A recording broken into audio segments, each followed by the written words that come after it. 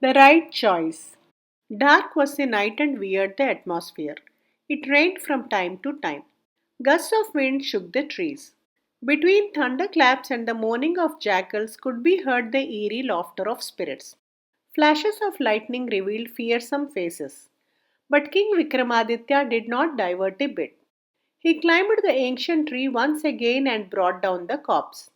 However, as soon as he began crossing the desolate cremation ground with the corpse lying on his shoulder, the vampire that possessed the corpse spoke.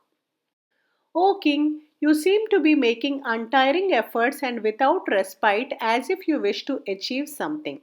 I pity you. Instead of enjoying comfortable sleep on a cozy bed, you are still coming after me. Why are you so adamant? Have you forsaken your family to pursue your mission? Have you promised something to your parents? Listen to the story of Jaipal. You will then realize the futility of your mission. The vampire then began his narration. Jaipuri was once ruled by Jaipal. He was getting old and his health was failing. He became bedridden and he felt his end was near. He sent for his son Veerasimha. I may not get up from my bed again, my son, he told the prince. I may die soon, though I wish I could live for some more years. I still love the pleasures of life. So I want you to promise me that you won't burn my body. You must embalm it and preserve my body in a wooden coffin. Some day, some great sage may pass this way and give me life. If that happens, then I can live on the earth for some more years. You must fulfill this my dying wish. Prince Veerasimha took his father's hands in his and made a promise. Before a month went by, King Jaipal passed away. Veerasimha arranged for embalming the body, which was then laid in a sandalwood coffin. He thus obeyed his father's command and fulfilled his last wish. Veerasimha had his formal coronation and soon afterwards he also married Tilottama, the daughter of the king of Dherapuri. She was not only beautiful but good natured. In due time, she was to become a mother. King Veerasimha called an astrologer who examined the queen's horoscope. The queen will give birth to a son, but there are indications that the baby may die of snake poison before its birth. Shall I order for all the snakes in the land to be exterminated? Veerasimha queried. The astrologer was silent. Shall I ask my people to rear mongoose in every house? The astrologer was still silent. As he did not raise any objection, the king ordered that every house should rear mongoose. The king's men went about catching snakes and killing them. Soon, no single snake could be seen in Jaipuri. Veersimha himself kept a pet, a vulture which would always perch itself on the queen's shoulders. The king thus made it certain that the queen did not come to any harm. On a full moon night, Tilottama asked her husband, There's lovely moonlight. Shall we go and spend some time in the garden? Veerasimha agreed. They both went into the garden and enjoyed the moonlight and cool breeze for a long time. The vulture sitting on the queen's shoulder suddenly flew into a tree in the garden on which it had seen a snake. It caught the snake and carried it by its claws away into the sky. But the snake freed itself and as it dropped down, it fell on Queen's shoulders and bit her on the neck. Tilottama got up with a shriek. Veerasimha helped her get into the palace and made her lie down. He then sent for the royal physician. Before he arrived, the poison had spread all over and Tilottama died. She was very dear to Veerasimha. He could not imagine a life without her. He did not wish to cremate her. So, just as he did with his father's body, he embalmed the queen's body and preserved it in a sandalwood coffin.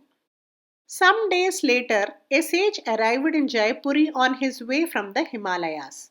People talked about him as one who had acquired a lot of power and strength by deep meditation for several days. Veerasimha sent word that he wished to meet him. Soon after, he called the sage. I know what you wish to tell me. Death is a natural event. Once born, man has to die sometime. Nobody can escape death. If anyone were to beat death, it will only lead to more and more disaster. You did not cremate your father's body but tried to preserve it in a sandalwood coffin. See how it has harmed your family? Your wife had died of snake bite. Hers was a premature death. If you cremate your father's body, the queen will regain her life. Veersimha listened to the sage intently. He thought for a while and said, "You are supposed to have acquired great powers. Can't you invoke those powers and give back life to my father as well as wife?" The sage smiled at him. "Such things are not so simple as you believe. Even if I use my powers, I can at the most achieve only one thing. I may be able to give back life to only one of them, not both. And only if you so insist will I attempt to do even that. Now you have a choice. Is it to be your father or your wife?" Veersimha did not think for long. "Please give me back my father," he pleaded. "You're clever and wise, O king," said the sage. "You seem to have considered all aspects before you made your choice. Perhaps by your decision you can get back the lives of 3 persons." The sage blessed him and sent him back to the palace. The vampire concluded his story there and turned to King Vikramaditya. "Don't you think the sage was contradicting himself? He said he could give back life to only one person. Veerasimha wanted his father to come back to life. The sage then complimented him for making a wise choice and remarked that he was giving life back to 3 persons. Veerasimha knew that only by cremating his father would he get back his wife. Why didn't he ask the sage to give back life to his wife? Why did he ask for his father's life? Was it correct? Only 2 persons had died, the king's father and his wife. Then why did the sage mention 3 lives? Whom did he mean as the third person? O king, if you know all the answers and still prefer to keep silent, beware, your head will be blown into pieces. The vampire warned him. Vikramaditya had ready answers. He said, "There's no doubt Veerasimha loved both his father and his wife equally. That was why he preserved their bodies." The sage told him that his wife had died a premature death because the father's body had not been cremated. That meant if Jaipal got back his life, then automatically the queen also would regain her life. The king realized this after deep thought. If the sage could give back life to only one person, he decided it should be his father because if he got back his life, then that would lead to Tilottama getting back her life. The third life referred to by the sage was the baby in the womb. If the queen were to be alive, the baby too would live and be born in due time. The vampire knew that the king was too smart for him and he flew back to the ancient tree carrying the corpse with him.